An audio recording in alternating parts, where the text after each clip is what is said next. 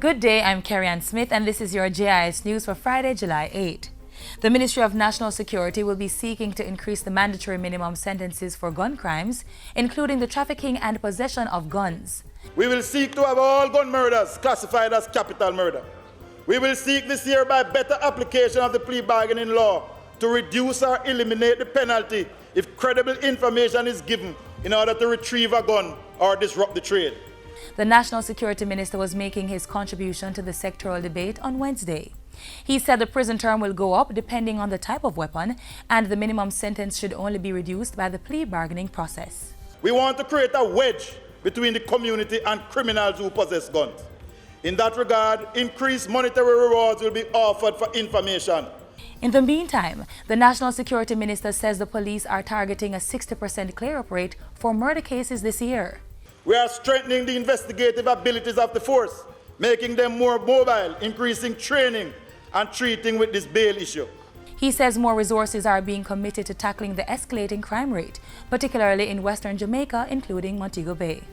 We will be expanding Mocha West. A mobile reserve west will be established. Additional training space will be created in western Jamaica. A Coast Guard base will be established in Montego Bay. The amount of officers in western Jamaica will be significantly increased. And Attorney General Marlene Malahoo Fort says government will be making major changes to the criminal justice system in a bid to curb the country's murder rate. She says government will be seeking to amend the Bail Act and several other pieces of legislation which may impact fundamental rights and freedoms as laid out in the Constitution. Right now, the sentiment is that no bail for murder unless self-defense arises on the Crown's case and the likelihood of an acquittal is high. Mr. Speaker, we are also thinking of abolishing jury trials for non-capital murder and go judge alone. The Attorney General was making her contribution to the sectoral debate in Parliament on July 5. She revealed that discussions on the proposed changes had already started with the private and public bar as well as the Chief Justice. In other news, Prime Minister Andrew Holness has called for greater engagement by CARICOM to deal with the treatment of Haitians in the Dominican Republic. Mr. Holness says the matter of Haitians who have become stateless in the Dominican Republic is a human rights issue, but disengaging the Dominican Republic from CARICOM is not the best strategy. The real principle at play here is to build a community of understanding, and I believe that there has to be greater engagement with the Dominican Republic for them to understand and accept that within this region, the standard that we set for the treatment of our citizens within the region is one which seeks to ensure that all our citizens are captured within a state and are afforded rights.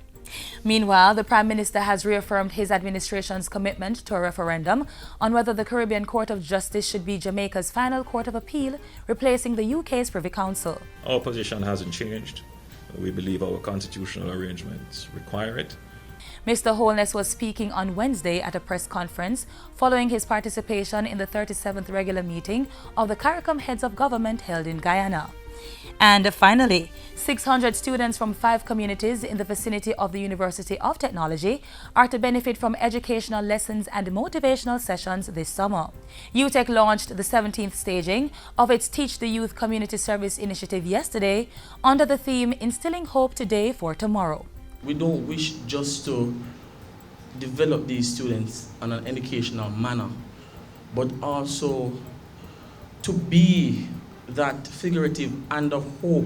The 6 to 18-year-olds are drawn from communities including Augustown, Kintyre, Tavern, Highlight View and Sandy Park. The Jamaica Information Service is among several entities that are partnering with UTech to implement the 3-week program. And that's it for JIS News today. I'm Carrie-Ann Smith. Thank you for watching.